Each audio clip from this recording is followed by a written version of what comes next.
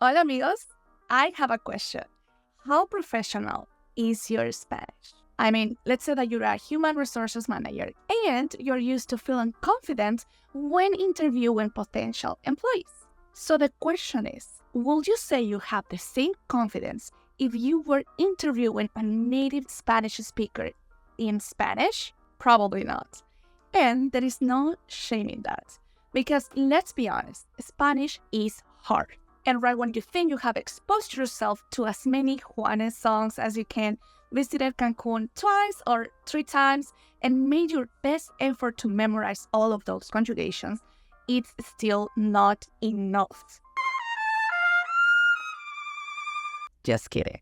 If you already have a decent idea of the Spanish language structure and or intermediate vocabulary, sprinkling a few fancy words here and there can make a huge difference in your career. So let me show you some of them. Hi everyone, and welcome back to today's videos.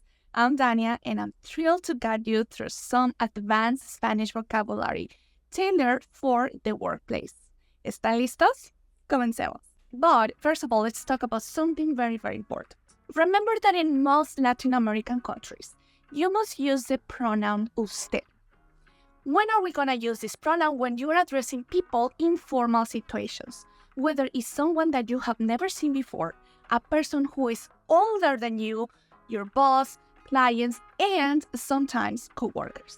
And age is something really, really important here. Why?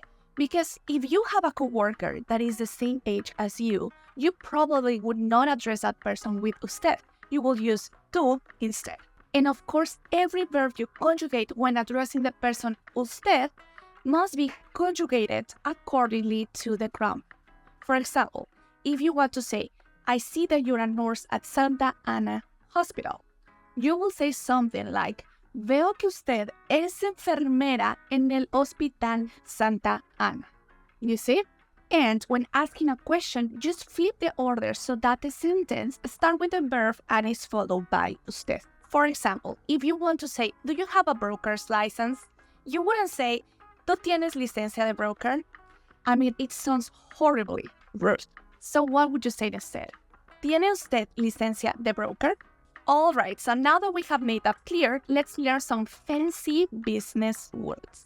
Let's start by exploring the term hacer una cita or to make an appointment. Now picture this, you're scheduling a meeting with a potential client or arranging a conference call with your team. Hola, quisiera saber si está disponible el Dr. Mendoza. Sí, está en su consultorio. ¿Quiere hacer una cita? Pause. Notice how the person formally asks quisiera instead of quiere. We use the imperfect when we're asking something to anyone who's not your closest best friend or family. I mean, not a lot of people do that, but those who don't are like kind of rude. So if you want to know more about the imperfect, my friend Daniel just made a video on that. So go there and check it out. Now, speaking of a cita, an appointment, let's talk about a similar word, junta, which refers to a meeting, something very important for people who work. Permíteme. This phrase is a polite way to request permission or make a formal inquiry. Por ejemplo, claro, señorita, permíteme un momento. Hold on a minute, please. Reagendar means to reschedule. This is a word that you will use a lot in work environments. Reagendar is a word that you will hear a lot from your boss or someone who has multiple appointments and meetings all the time. Disculpe, el doctor Mendoza tuvo una emergencia y no estará disponible ese día. Permítame reagendar su cita. Now, these two are tricky between negociación and acuerdo.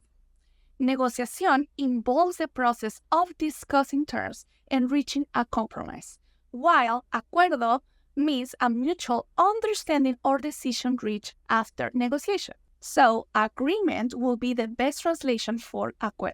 Let's not forget about the expression visto bueno, which translates to approval. And it's very important that you don't try to translate it to English. Why? Because it doesn't make sense at all. Securing visto bueno from supervisors or clients is often necessary before moving forward with projects or initiatives. Always make sure you have your boss visto bueno before making any big decisions. La siguiente, report, refers to a report, a document that provides crucial insights and information for decision-making in business. Whether it is a sales report, financial report, or project status report, mastering the art of creating clear and concise reportes is essential for effective communication. And another word that is inventory, another cognate. It means inventory, a critical aspect for operations for business dealings with physical products.